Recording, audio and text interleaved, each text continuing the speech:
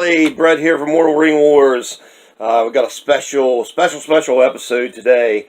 Segment I'm going to be doing occasionally, hopefully a good bit to try to support the local music scene and even further out, as this man is, because it's all about supporting the community and everything. So it's a little segment of what we're going to call Rockers, Freaks, and Geeks.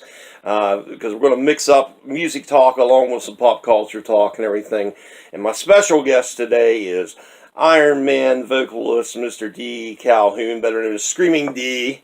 Here was up playing a show up here in my way last night. So I did a show last night, so we're both like really tired and ready. But we were like this earlier, sleeping on. Yes, exactly.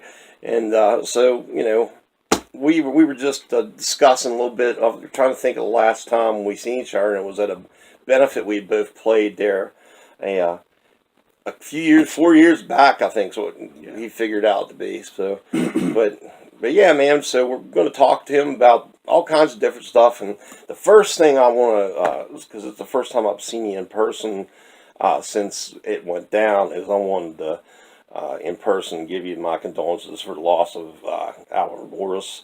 And I know that's had a big effect on you and Iron Man, especially.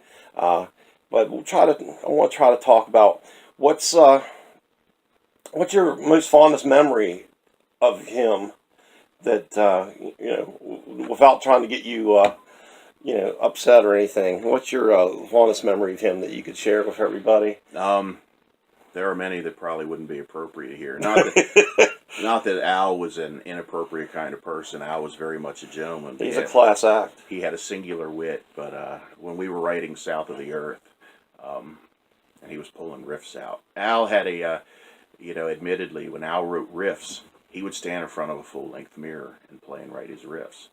And he'd say, like, riffs that look really cool when I'm playing. Those are the riffs. But he pulled a riff out at rehearsal one night, and we're all like, "Wow, that's badass!" And he says, "Gentlemen, this combination of chords is guaranteed to make a lady's panties drop right to her knees." So, Al had that kind of wit, and Al was he was a joy to play with. He brought out the best in everyone. He never expected you to do it his way, even though he was somebody who definitely had a pedigree worthy of saying, "Do it my way." When I first joined Iron Man, I asked him, how should I sing this? And he's like, "Dude, you're the singer." He says, "That's why I brought you in." He says, "That's really cool too when you come to a project that's been around for a long time and they give you that kind of freedom. That's awesome." So I gave Al's eulogy and told everyone there. I said, everything that I'm doing now is a byproduct of Al reaching out to me almost 10 years ago and saying, "Hey, I want you to join my band." Right. I'll be eternal grateful for Al, and we just really, really miss him. And all's live on through his music, and that's what's awesome, Yes. And we were talking about too. I'd been fortunate enough to play 2 different shows with you guys, and I got to meet him and see him live in person. I just remember the incredible guitar tone he had. It was just, it was unmistakable. It was just awesome. And he was playing through a solid state head. Yeah, that's what's crazy, man. I remember, excuse me, the first time we played up here, Cody Kaup looked at Al's pedal board, and Cody was like, "There's pedals in this board older than I am." Oh, Cody, man. I was telling him he's another young guy that's come a long way. Yes. But yeah, that's funny. But what that made me think of is, of course, I was singing in Anchorbox at the time, right? Yeah. So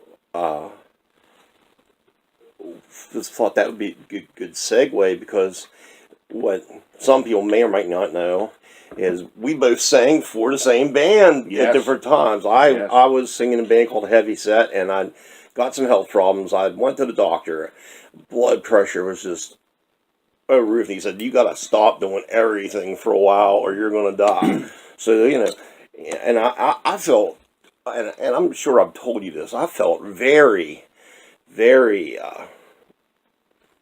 how to put it, respected and everything when they asked you to be the guy to step in, because it meant that they felt good enough about me that they would get somebody of your caliber. So what I want to ask you about us as singers, because you've heard tons of stuff I've done, Mm-hmm. what's the main difference between you and I style, would you say? I don't know. That's a good question. I think we're kind of rooted sort of in the same Yeah, we are. foundations. We come from similar musical backgrounds, the stuff we like, and I mean, I was going to see you play in bands like Free for All. Oh God, that's back going in back. the late '80s. Yeah. So And- we definitely are cut from the same cloth. And I still remember the parking lot conversation with you and Tim and I forget who else might have been with you. We were out in the car and we were up at the old Clary'sville Inn and all that. And I think you were just playing bass at the time and you were like thinking about a singer and all that or something. But I remember some crazy conversation way back when. But man, it just takes you back because God, we've all been I feel like I'm getting old as dirt and we've all been doing this stuff forever. Yeah. But yeah, I agree. You can get a little more better on the screams and all than I can, but we can still both battle it out. So it's pretty. The chest voices are very, very comparable. Yeah. It's the power. Yeah, but I thought that'd be an interesting question to ask you when I asked you. And I was very happy you agreed to let me run this by you because I'm hopefully going to keep this going on if not every week, every couple weeks, if I can get people to be part of it. Because I think it'd be cool to have something like this, especially for regional. Definitely. And then broadens the horizons on my channel too. So I want to talk now about your two-man act you're doing with Lou. How did that all come about and everything? I mean, the whole acoustic thing just really dropped into my lap. I've always beat around on acoustic for years. Yeah.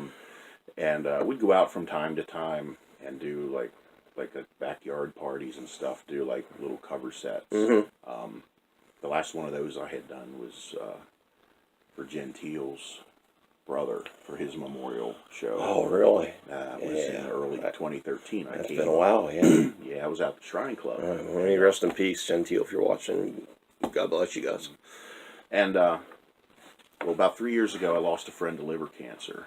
And in order to wrap my head around that, I sat down with the acoustic and wrote a song and decided to record it for her and for our little circle of friends. So I recorded it, threw some percussion in it, mixed it, put it on YouTube.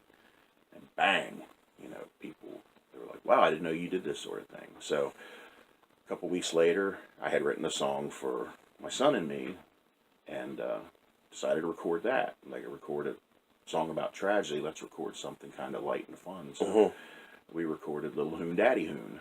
Oh, that's cool, yeah. And it just kind of went from there. I put that online. It got well received.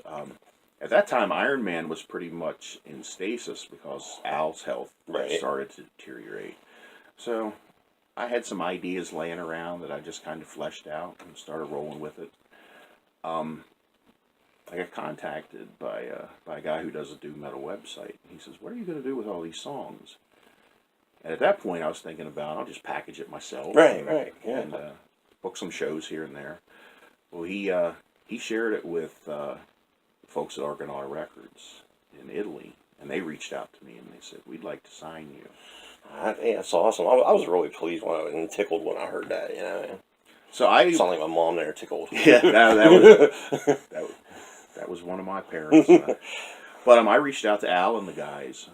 I wanted their blessing, and I wanted to make sure it wasn't going to be a conflict of interest because Iron Man was signed to Rise Above, and they were all for it. And even Mon, our drummer, says, that'll keep Iron Man's name out there. Yeah, absolutely, man. So I figured this was going to be something that I'd just bang around on for a couple months, wait for Al to get better, and of course course, Al Right. didn't get better.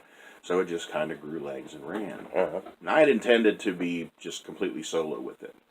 Had guys asking, do you want a side man? And nah, I'm just going to do this. But then Lou reached out and said, I'd like to play with you. And, Lou is one of the greatest people I've ever Oh, had the yeah, pleasure he's a of great knowing. guy. So he joined up. We've, we took it to Canada. We've been all over the East Coast. Took it to Europe this year. Yeah, that was pretty awesome about it. You enjoyed your time right there? Yeah. I know you enjoyed the last time you went. Yeah, So I mean, when Iron Man went, it was to do festivals. We did a festival in Germany. Well, actually, that was before I was in the band. and you got them cool castle picks. Yes. Yeah. Yeah, we did that fest. We did a fest in London. But this was the first time that it was an actual full tour. And it was exhausting. I mean, our days up at 8 o'clock on the road for 5, 6, 7 hours. Mhm. Get to the next venue, set up, play, do it all again the next day. But it was very rewarding. It was very well received. I didn't know how's an acoustic duo going to go over there. And some shows we were playing with heavy bands. We'd have 2 or 3 heavy bands play, and then we go up to headline. And I'm like, how's that going to go over? Yeah, that's definitely different, though. Yeah, but people loved it. Yeah, So, that's awesome, man. it was So what do you think? Like, what do you like about it compared to being in a full band? Like, what's the biggest, change or? there's less to deal with. Absolutely. Because Lou's great to work with in the sense that, he couldn't come up to play the gig last night, so I came and play alone. And that's if Lou can't do a gig, I'll go and play it. Right. And it makes the dynamic a little different. It's a little more intimate when it's just me.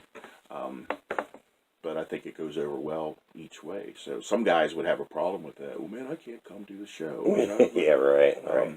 But he's not like that. But yeah, it really is. There are less headaches with fewer people. Oh, absolutely. I tend to be like the token acoustic act on a lot of heavy bills, but people seem to like that. It's like throw it in the middle of the mix, and it's Yeah, and it gives everybody a different change of pace, and Yeah. that, and it ain't like most people is there know who you are, and it ain't like they don't know what you can do when you're doing an electric show anyway. Right. You know what I'm saying? right.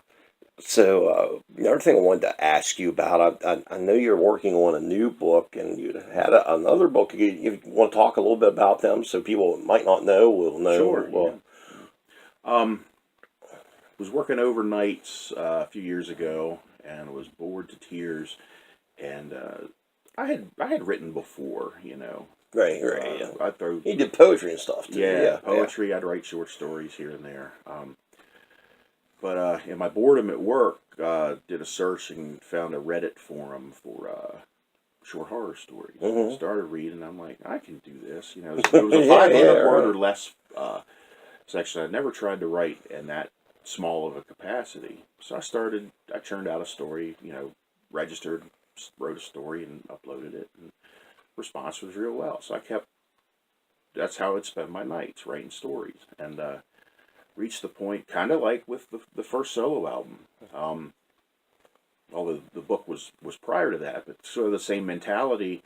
If I get enough of this together, I'm going to self-publish. Yeah. And I did, so I self-published a short story collection called Tales of the Screaming and Mad. And people dug it. And I thought, well, that's that. Right. Well, then when I was writing Go to the Devil, wrote a song called Jesus, the Devil, the Deed. It's about Killer too. About a man who's just not even down on his luck. His life is just, gone to hell. And he decides in desperation and with a little bit of nudging that he's going to petition Christ to sell him his soul back so he can sell it to the devil. Oh, that's crazy. And so I wrote the song, and then I'm like, there's more to this. I want to know the whole story here. So last summer of last year, when I was laid up with my back going haywire, was recording Go to the Devil at that point, but kind of had to shut down production because I couldn't really sing and I couldn't go back and forth, to do the work. To alleviate just the depression of sitting in a chair. Oh man, I know about it. I fleshed out that story into a novella called Jesus Devil Deed, and released that last year. And people who have read that loved it. And we're actually, a friend of mine and I, who a friend works in TV in Baltimore and has, a lot of connections in that industry. There's an interest in doing a film version of that. Oh, that'd be really cool, man. So, Something would happen like that. Yeah. So writing a screenplay, adapting the book, which was adapted from the song, so it's making a big circle. And then, I just finished. Well, I'm kind of still writing. I still have ideas that I'm rolling with, but as yet untitled new short story collection that I'll put out early next year. Oh, that's cool. Yeah, it'd be exciting to check that out. That's awesome. Just to have different forms of creativity just coming out of you anytime. I just think it's a really awesome thing for any artist. To be able to be flexible, to be able to do different things, and it's a neat conversation piece at my merch table too. Oh, I'm sure. People look at it and say, "You write books too?" And I was sitting, the band I was playing with, they were sitting up next to me. And I don't know, I just took great joy out of this. He's like, "You wrote a book?" And I went, sort of like the people would always get surprised when they hear one of us guys sing like a church song or the national anthem or something like that. And I didn't think you could sing like that. Right. I can do a lot of different things, but I know I bring it up because I know you've had a similar experience to me with that as far as that goes. Yeah, I went and did an open mic in Baltimore a couple weeks ago, and was standing out front after, and somebody goes, "Dude, I did not expect to hear that voice come out of you." And some people would get upset at that. And I love it. I think it's cool too, because it happens to me all the time. Whenever I've done work with choirs and stuff, so that always happens to me too. It's like people get the older people that are there never know. About any of the stuff you're doing live out in bands or anything, but anybody that's young that's seen you and then comes and sees that, they're like, huh? It's like it almost blows their mind. So I know you're working on a new CD, and you got the one acoustic CD out, right? Is it just two? It's two. Okay, yeah. So you're working on a new one. So I've been writing and demoing. I have enough material. I've got like an hour's worth of material demoed. Now, I don't expect to release. I've sort of gotten into a pattern. Odd number of years, release a book. Even numbered years, release a book. Yeah. Go to the Devil came out this year, 2018. Even numbered year. Book's coming out 2019. So probably not until 2020 for the next record. I'm thinking like by next summer, starting to record. Oh, cool. Yeah, that'd be awesome. And just keep fleshing out ideas till then, and then really have a big cluster of songs to pick and choose from. But I plan on recording everything. If I've got 30 songs, I'm going to absolutely record them. Yeah, and see what works and what don't. No, that's the way to go, man. Yes. And then I know that you have some new music projects in the works. Are you at liberty to talk about any of it? I can say this much: the three surviving members of Iron Man are working on some music with another guitar player. That's still in its infancy, so we'll see where that goes. Hopeful about it. Everybody's got stuff going on, so you never know what's going to happen from day to day. But I'm excited about that. Just what's come about so far of it. I think Al would be excited about it. And a lot of people in Al's family asked us, "Are you guys going to continue Iron Man?" And that was out of the question. Al was Iron Man. Right. I said, but I would be all for doing a new project with Lou and Mott. Oh. And that's kind of coming together. So again, we'll see. It's too early to talk about. Right. Not necessarily. No, I can't mention that right now. It's really too early to discuss. Other than the fact that the toes are in the water, seeing what the temperature's like. Mm-hmm. Yeah. And then you're doing like a Sabbath tribute thing too, aren't you? Or are you? We're trying to get the wheels turning on that. It's just been really hard for us to get rehearsals together. These, of course, were the guys that I played with back in the early to mid 2000s doing the Sabbath tribute. We decided to dust it off. Excuse me. And, we're trying to get something rolling with it. We'll see what happens with that. Yeah, that's cool because I know you're a huge fan, especially the Dio era stuff and that. So yeah, I got up and belted out Mob Rules last night. Yeah, I seen that on your post on Facebook this morning. I was like, yeah, it's cool. So we'll switch gears a little bit here, and we'll talk about some pop culture stuff because I know you're big into the whole fandom and everything, just like I am. And so I'll ask you a 3-part question. Mm-hmm. What is your favorite movie? Your favorite character? It doesn't have to be from that movie. Mm-hmm. And your favorite movie line? Well, my favorite movie is probably The Usual Suspects. Yeah, that's a good one now. Because you watch it and there's a good chance that everything you just watched didn't really happen. Yeah. And you didn't see it coming, that's for sure. Yeah, just love that film, and it's fun to watch over and over again. The writing, the performance, everything. So, right. Yeah. So definitely, Usual Suspects, my favorite film. Favorite character is Spider-Man, hands down. Oh yeah. My first comic book was Amazing Spider-Man '96. The issue date on that was September 1971, so I was 4 years old. And I wish I sold all mine. I had a big collection of Amazing Spider-Man too, so we share that in common as well. And '96 was a landmark issue because it was the beginning of a 3-arc storyline about drugs. And the Comics Code of Authority wouldn't approve those 3 issues. Mm-hmm.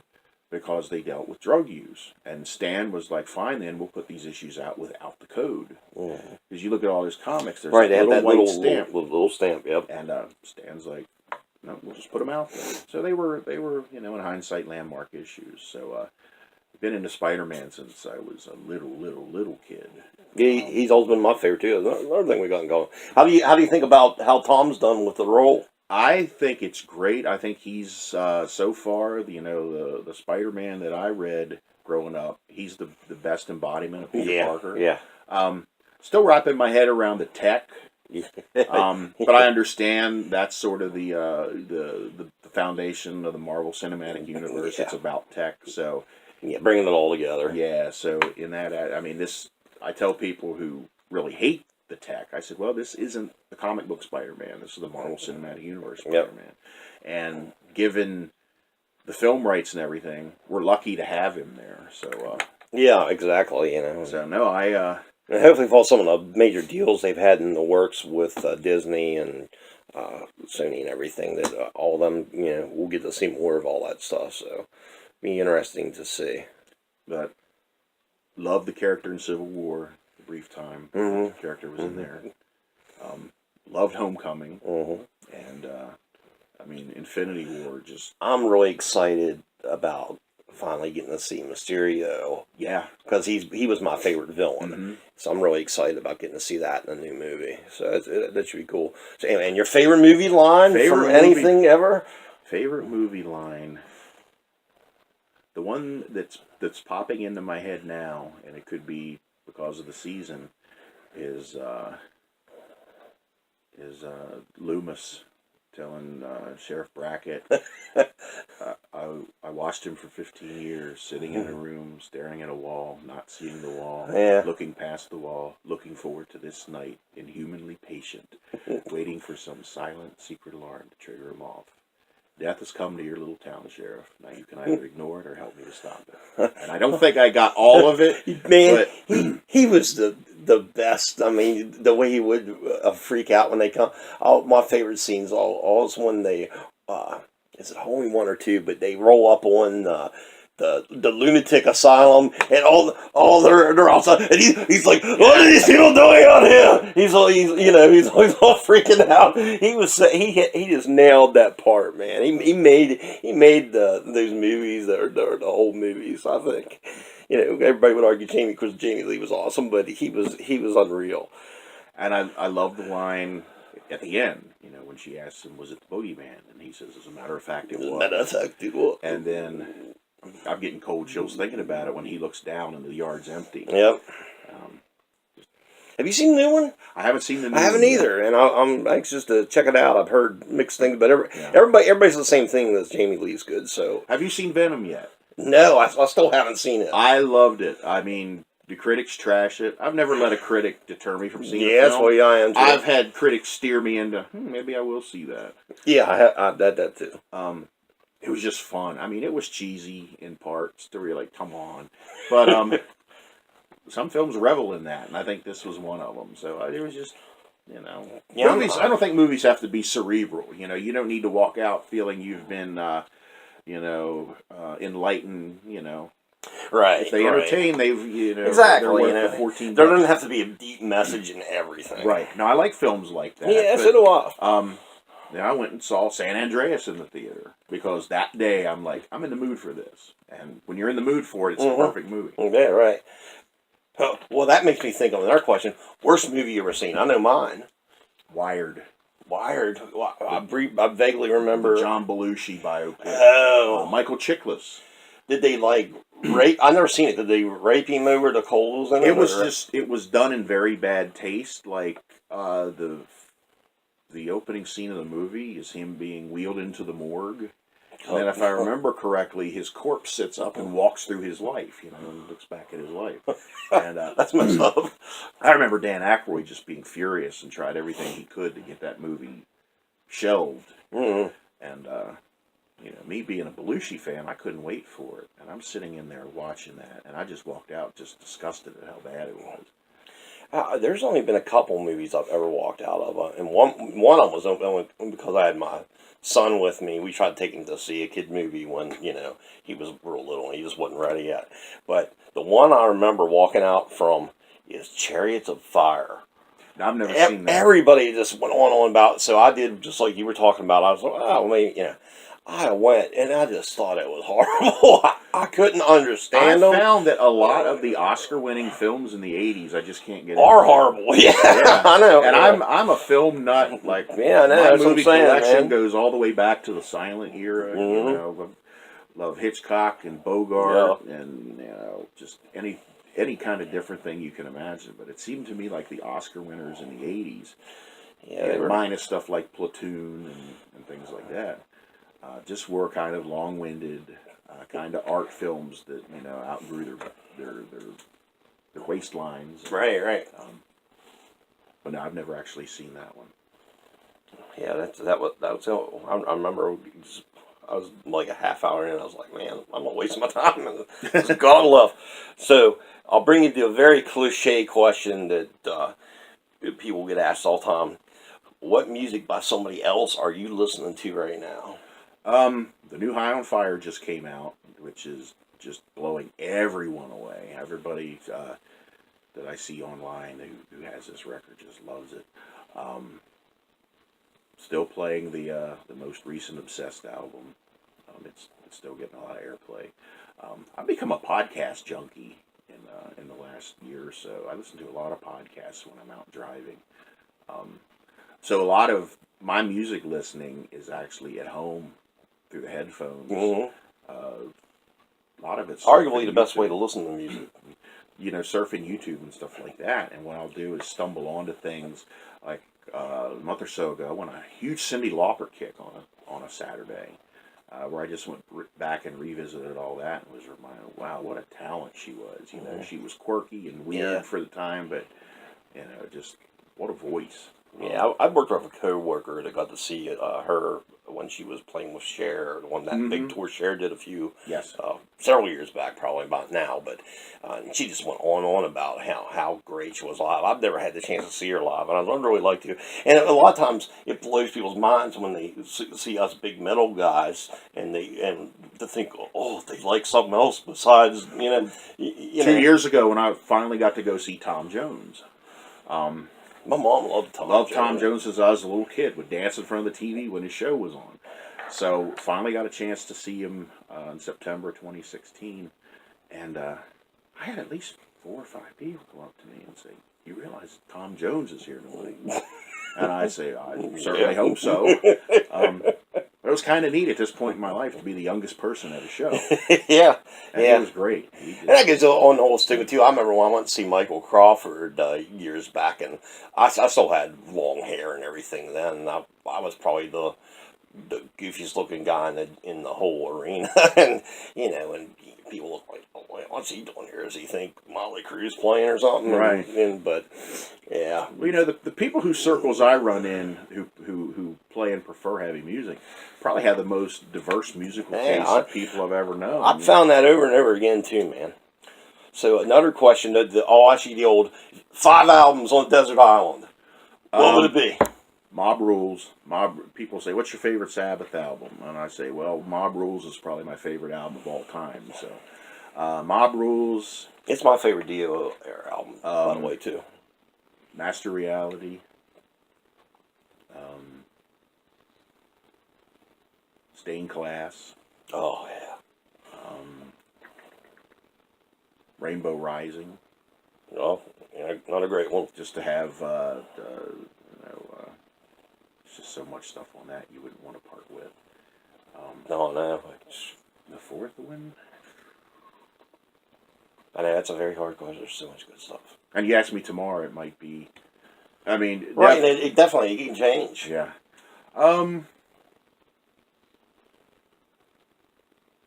I'm turning circles over Dark Side of the Moon and the Wall. Yeah. So today we'll say Dark Side of the Moon. Yeah. Did you ever try the Wizard of Oz thing? I never have, but it's funny though. You'll have like a gospel show on TV and you got it muted and you're playing, Cannibal Corpse.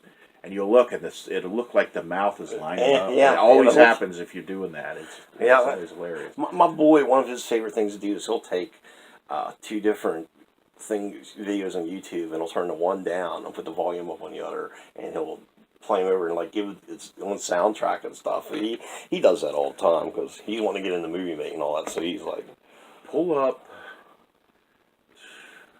There's an old Sabbath video for Sabbath Bloody Sabbath. They're like walking through the woods and just acting silly. Play that. Oh, yeah, I remember that. Yeah. Play that, but play yakety sax behind it. It's hysterical. And you can do that with any number of things. Yes, you can. He's in fact done that before. Yeah. But that's great, man. Go back on a little more serious note here. Who's your hero, and like in both music or whatever and life, or they possibly might be the same person, but if you had to say, who's the person that's your hero that's inspired you, or in life it was my dad. Yeah, I figured you'd say that. And I tell my son, I say, my son, sort of bemoans the fact that he never got to meet his grandparents. And I said, knowing me, you've met at least part of my father, because I've seen more and more of it's really, they do live on within us, and more so with some than others. As far as like musically, just as a singer, my big 3 were Halford, Dio, and Ronnie Van Zant. In my formative years, I said I want to have the range Halford has. I want to have that chest voice that Dio had, but I want the soul that Ronnie Van Zant had. That's a cool combination. I've heard you say that before, and they're definitely in my top 5 as well. So that's pretty cool. So I'll get back to some more nerdy stuff, because I know a lot of the people that are into the fanboy stuff watch the channel. Yeah. What's your favorite nerd thing? And I think we already answered with Spider-Man, but what is your guilty pleasure? Like, is there something you watch or seen that most people would like? I can tell you what mine is. Mine is that damn show Catfish on MTV, because there's nothing funnier, and some people are so dumb that they fall for you look like Junior Sample, and you think that Britney Spears wants to go out with it just blows my mind that some people are so naive. But I'm not saying that that can't happen or being shallow, but just typically in life that's the way Right. it is. But that's my mind. I was sad to find out that they're not continuing, but Yeah.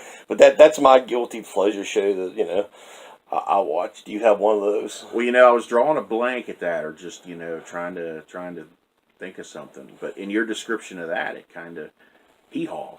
Oh, You mentioned Junior Samples. I went on a big hee-haw kick a couple months ago. Did you really? On YouTube. oh my! Just that silly corn pone humor. Yep, yep. Because that was And a I'll tell you staple in what. my house growing up on Saturday night. I'll tell you what. You want to talk about great guitar players? Roy We Clark were talking about him last night. is just up there if anybody. Uh, there's some video of him doing like heavy stuff. I haven't seen it in a long time, but he actually does stuff with distortion, and he's doing Van Halen stuff and everything else. I have no doubt. And oh yeah, man, he was such a good, and Buck Owens, they're just such good players. And my dad watched that show religiously growing up, and yeah, that's definitely a classic. So. And of course, like you said about your favorite nerd things, the Spotty, and you have something like newer that's you're really into. Would watch a lot of like current cartoons with my son. Uh-huh. So I love the stuff like Gumball and Yeah. Adventure Time. Oh yeah, we watch it too. Regular Show, all that stuff. That, Right. Because we grew up in a classic age of animation. We were preceded by the Warner Brothers Looney Tunes stuff, but when we're growing up, we had Hanna-Barbera, and then moved over into Thundercats and stuff like that. So a lot of people, our age, I hear, oh, these new cartoons do suck, but a lot of them, the humor is a lot more clever than you would think. Right. So Right. I enjoy some of that. I could still veg on the classic Looney Tunes all day. Oh yeah. And as an adult, when you were a kid, you didn't get the jokes as much as an adult. You get the jokes, and it's almost like being renewed watching it again because that's what they meant by doing that back then. I would love to be a fly on the wall back when they were creating that stuff. Oh, I know, and just man. seeing their own reactions to it. Yeah, that's just that's some. There's just some talented people in this world, and the way animation's gotten, it's just gotten so, I mean, just to think, just because we were talking about the MCU earlier, to think that we're like actually in a era, and thank God we're getting to see it, where you can put that stuff on screen and Right. it don't look like ass, Right, because I remember 1989 when Batman came out, the Michael Keaton, Jack Nicholson, and I remember the media hype surrounding it, Yeah, it was the huge. anticipation, and everyone's going Batman crazy. I was too, but I'm like, God, I want a Spider-Man movie, but you couldn't do it. You couldn't do it back then, Right. But after Terminator 2 came out, I'm like, Spider-Man is possible. Yeah, definitely. But even then, I think it would have still been a stretch. And that was 91. It was Right. still another 11 years, and then the technology finally caught up with it to where it would work. Yeah, absolutely. Now we're sitting here in my biggest nerd room, and I ask just about everybody I meet once I get talking to in a while because of being a collector. What do you collect, and do you have like a favorite piece of that collection? I haven't kept up on it in recent years, but I collected Spider-Man a lot, toys, collectibles. I have a bust set of Spider-Man and Green Goblin. I think it's they each stand, about 12 inches high, and I really like those a lot. I also have a Spider-Man bust from Alex Ross. Oh with yeah, that I mean, look. And I love his art. yeah, because it looks real. Yeah, it it's does. like It looks these- like a real person. It's Yeah. like this is what these heroes would have looked like. Right. So probably those, just as far as regular pieces. Now I do have the first Spider-Man film poster with the Twin Towers reflected in the eyepiece, the one that got Mm-hmm. pulled. Yeah, yeah. I have that. Oh, So that's cool. So that's pretty good. Now, one collectible that I just got back out of storage and put up. I think I know what you're saying. You had a picture of it. The Frankenstein bust. I bought a full-scale Frankenstein bust from Tom Savini back in 2001 at Chiller Theater in New Jersey, and he signed it for me, and I got to share this story. The bust weighs close to 50 pounds, and I was seeing a gal from Brooklyn, and she met me, and we went to the con together. We're staying on the 9th floor. Well, on Saturday night, I'm like, I need to get this bust out to my truck. So she went and got her car, because I'm parked all the way at the other end. Oh, of course. So we were going to go out to dinner. She pulls her car down. The idea was to meet her in front of the lobby. She'd drive me to my truck, put the bust in it. So, waiting for the elevator. And you being someone who frequents cons, you know how long it can take to get an elevator. Absolutely, you got to wait a while. We're on the 9th floor, and I probably waited 5 minutes with this 50-pound bust eating into my shoulder. So finally, the elevator comes. Johnny Whitaker from Family Affair was on the elevator. So I get on. Well, we stop every floor, and people get on, and it's getting heavier and heavier, and I'm getting more and more impatient. Finally, 2 or 3 people get on at the 4th floor. The doors close. I'm just looking up in the air, just burning. And I said, plain as day out loud, I said, if there's someone waiting to get on this elevator at the next floor, I swear to God, I'm going to kick the shit out of them. And the elevator stopped at the 3rd floor, and the door opens. There's one person waiting to get on. Lou Ferrigno. Oh, oh, that's great, man. And everyone on the elevator, except me, starts laughing. And poor Lou is, what did I miss? And I said, everyone, please disregard what I just said. Disregard my last statement. That is a great story, man.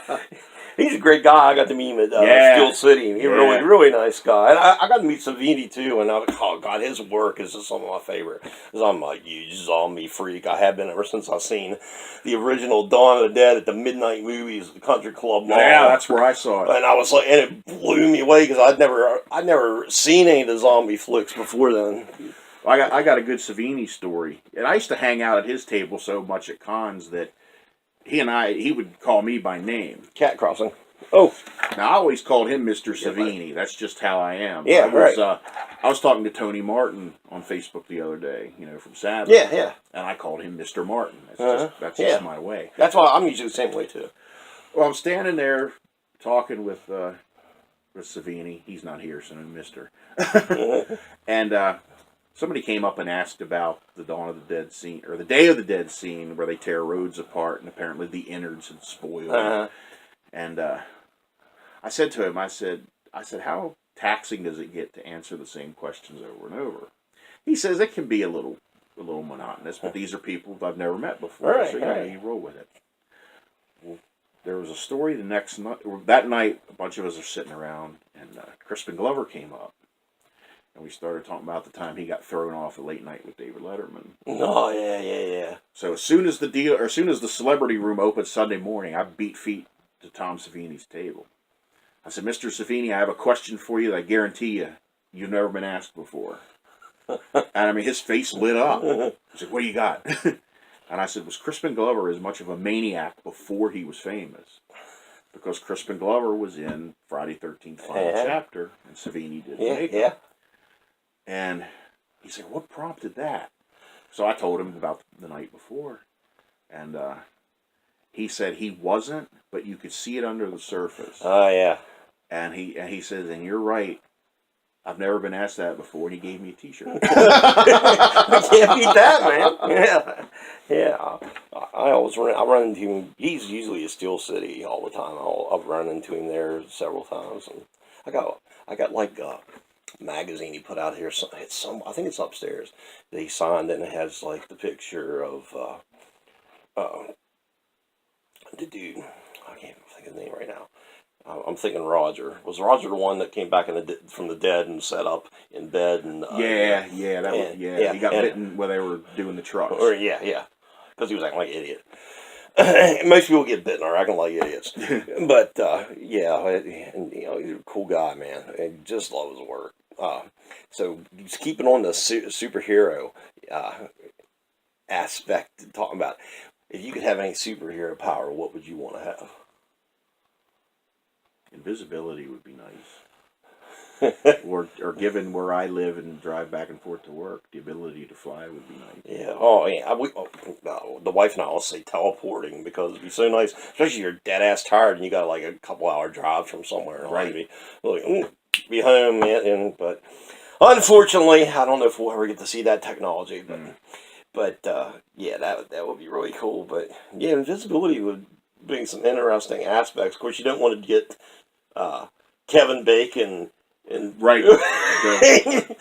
That's the thing. Invisible people in movies never usually end up well. I watched The Invisible Man about a week or so ago. Claude Rains, you know, the old film. Yeah. He went off the deep end. And our thing when we was talking about collection and stuff like that, that you have and I haven't. I know you got a lot of really nice supporting fans just by seeing your interactions on Facebook. Is there any best thing that fans ever gave you? Not really gotten a lot of gifts from fans. I've if it's the right girl, a hug it could be a pretty good gift. Just the interaction, you know. When I joined Iron Man, Al told me, he says, there'll be people who'll be afraid to approach you. And he was right. There were people that would just kind of look from a distance. It's like, come on up. We're just dudes. When I'm not doing this, I'm punching a clock and everything. But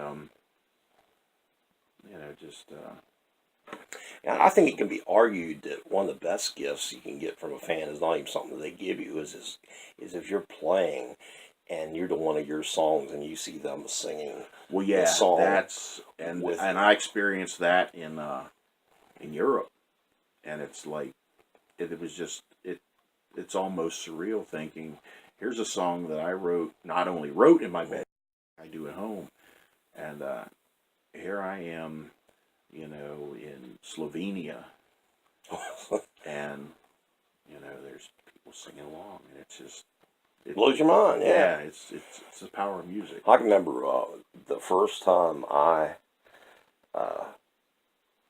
we had the first Strider CD had come out, and I knew a lot of people locally had copies, and one of the coolest things I ever heard was I heard a car going by, and they had one of my songs playing, and that's always a really cool feeling. Yeah, too. when you're at a gig, I don't want to say it's expected, but it fits in there. Right. But when you're out in the real world and like seeing Iron Man shirts and stuff like that, and I know Iron Man was around long before I was in the band, but seeing people with Iron Man shirts that I designed the art for. Yeah, that's really cool. And that's real rewarding for me because I do all of my own CD art and everything, and the cover of South of the Earth, I was very, very happy with how that turned out, and to see that showing up on metal websites and stuff like that, like wow, that's really cool. Yeah. Yep. Okay, we're gonna move on to what I'm calling the lightning round. Okay. Okay. So you have to pick one. Okay.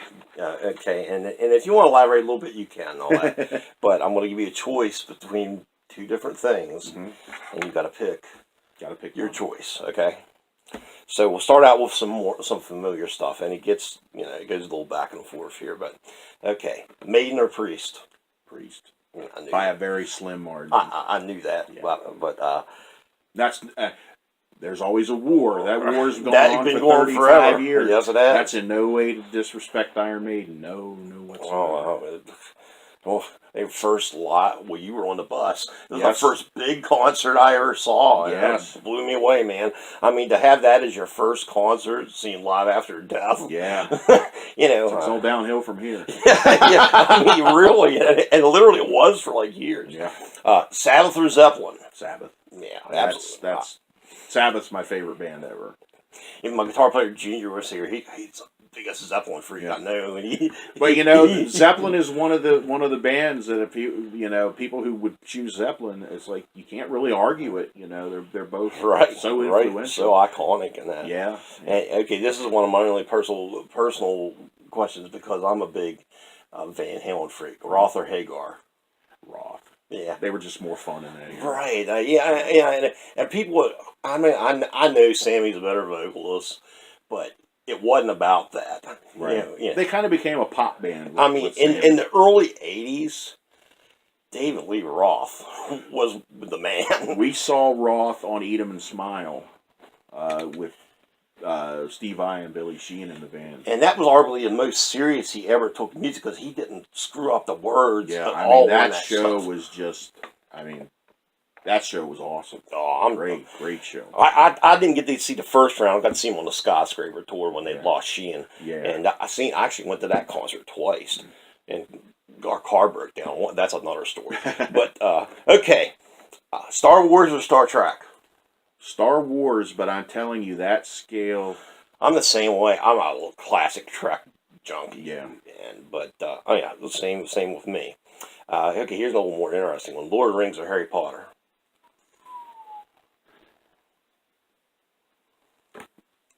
I choose one.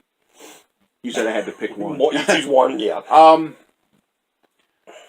I'm going to say Lord of the Rings just because it's been around a long time. But I've said this, and a lot of people roll their eyes. I think the way that the Harry Potter, the way those books were constructed and that story was constructed, there's such a fandom. Yeah, I think Rings is almost an underground fandom anymore. Yeah, Yeah. And I mean, they got that. I've been watching some of these of the Wizarding World and all the stuff they have now. It's just incredible. I'm a Rings guy too. Yeah. I was so thrilled when they finally put good movies out of those. Okay, TV series: Walking Dead or Game of Thrones? I'd have to go with Walking Dead just because I watched more of it. Mm-hmm. I watched the first season of Game of Thrones and enjoyed it, but never went beyond that. Mm-hmm. Now, I don't watch Walking Dead anymore. I watched, I think, through the fourth season. But just based on the fact that I saw more of it and enjoyed more of it, I'd go with Walking Dead. Now, that might change if I sat down and binged on all of it. Yeah. I've been fortunate enough to have seen every episode of both, and that's a really tough one for me, too. Okay, here's an interesting one. Joan Jett or Lita Ford? Joan Jett. Here's a simple one. Pie that you make and eat, or cake? I'm a pie guy. Yeah, I like pie too because it has some liquidy. You know what I mean? It's not. It's more moist, I guess. That's a hell of a combination. Talking about pie and moist. And when my son was still, I guess you could say he was a toddler at this point. I love key lime pie, but my ex-wife didn't like it, so therefore I never really got it. Well, Rob's in bed, and my ex-wife, daughter, and I were up late on a Saturday watching movies, and my ex-wife says, "I got a key lime pie mix." She says, "Do you want me to make it?" This is like midnight on a Saturday night. Yes. So she makes it. We wait for it to set. I had a piece of that key lime pie, and I said, "That was good. I'm going to have another piece." So I had a second piece. After the second piece, I said, "You know what? Screw it. I've already had two. A third one's not going to hurt me." My daughter still brings up the sugar high that I was on for eating half of a key lime pie in the middle of the night on a Saturday. And then sometimes you end up with the whole pie pan there, and then it's all over after that, man. Chevy or Ford? That's a coin flip. I know. I've had more Fords. So have I. And they've always been pretty reliable. So I guess just based on my experience, I'd have to say Ford. But the coolest car I ever had was a Chevy, so. Beach vacation, mountain vacation? don't look as good in a thong as I once did. So I'll take the mountain vacation. You can always do the Anakin Skywalker. Sand, it gets everywhere. That's right. Yeah. Les Paul or Strat? Les Paul. Yeah, absolutely. My mom. Actually, SG, but yeah. Oh yeah, we had. That's a. I had one and got rid of it. That's another story, but wish I didn't. Motley Crue or Poison? Motley. Yeah. Just for those first 2 albums. Oh yeah.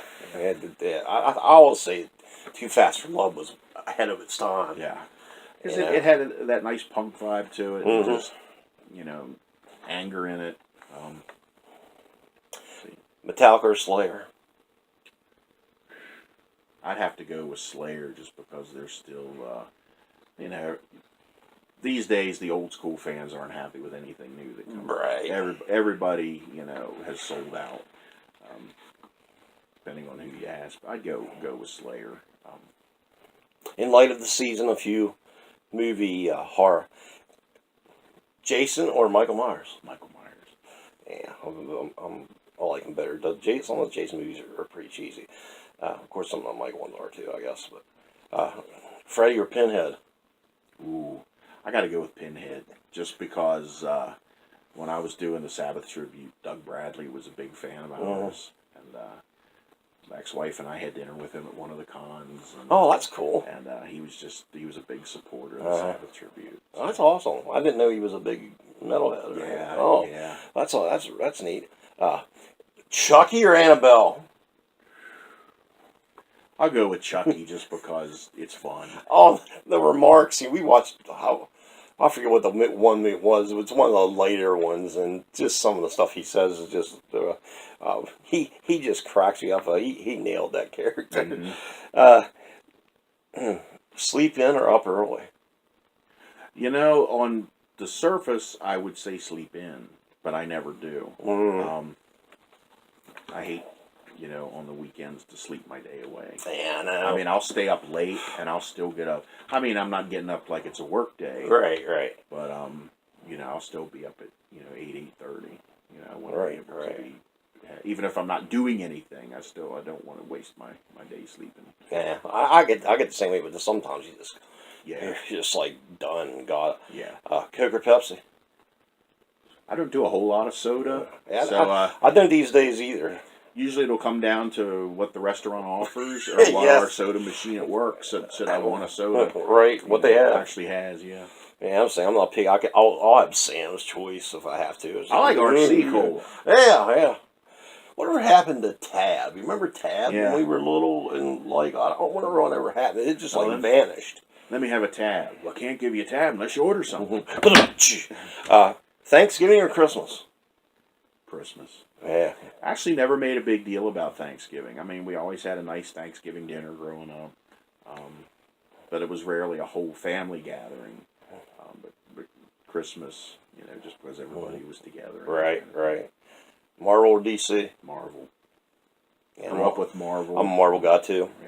Yeah. Not that I don't like DC, but I'm a Marvel one. Right. Who would win the fight between Hulk and Superman? Always go with Hulk. Especially if you're talking the comic book version of the Hulk. That the madder the Hulk gets, the stronger the Hulk madder, gets. the stronger. Yep. And I already know the answer to some Spotty or Batman. No, Spidey. Yep. Okay. I mean, Batman is a great character. Especially when he got reimagined and got made into this darker. Yeah. And now we got to see his penis in a comic book. that's what I'm hearing. I haven't witnessed it firsthand, but and then finally, the most important question of all: what is your favorite flavor of ice cream? I like vanilla. Really? To keep it plain and simple, man. I'm very. I mean, I'll splurge now and then and get the chocolate chip cookie dough or. You see something and you're like, ooh, I wonder what that'd be like. And it's never usually as good as you think it would be, but I'm a big cookies and cream guy. But Hulka burning fudge. Yeah. or moose tracks or something like that. But okay, so we'll wind things down here. And do you have any message you want to send to your fans that might see this? And then I want you to tell everybody where they can find you and your all your different shenanigans on social media, or if they want to get any Right. I'll start with that. The hub is screamingmaddee.com. You go there, you can link to anything else. Facebook, Twitter, Reverb Nation, YouTube. I have retail links on there to order from the retail sites. I haven't gotten far enough or wanted to take on the responsibility of actually doing my own mail order. So I just link to the retail sites. My books are on Amazon. You can order my CDs from Amazon too, or direct from Argonaut Records. So screamingmaddee.com is the hub. That'll take you anywhere you want to go. As far as messages to people out there, thank you. Without you folks supporting this sort of thing, there isn't this sort of thing. So it all starts with you. Absolutely. So thank you guys. Keep supporting music. Keep supporting music at all levels. Guys are out there sweating and grinding it out and getting a little sleep. So, go out and support. Buy merch. Go to shows. Keep it alive, man. That's the exact thing I was getting ready to say. Too many people now, I'm not going to that show because somebody who's at that show will put it on YouTube tomorrow. Who wants to watch a show on YouTube when you can be there? Yeah, we've really gotten as a society so, used to where everything's just on the tube, and experiencing things live is so much better. Well, I think I've taken enough of your time. I know you got to get down the road because you had got a little bit of a trip ahead of you, so I just want to thank you for being here. I appreciate it. Always a good time. This flashing back to a lot of our late night Denny's conversations. Oh yeah, and especially the geek stuff and that. Right. But all it's missing is Jeff Whedon. Shouting things across the room. Shouting some things across the room. Shout out to Jeff if you see this, buddy. But for Scream Mad Dee Calhoun. I'm Brett Downey, more Ring Wars. You guys have a good one, and please like, subscribe, comment, and hopefully we'll have more stuff like this coming up, where I get to talk to other people in the biz. So for both of us, peace out. Have a good one.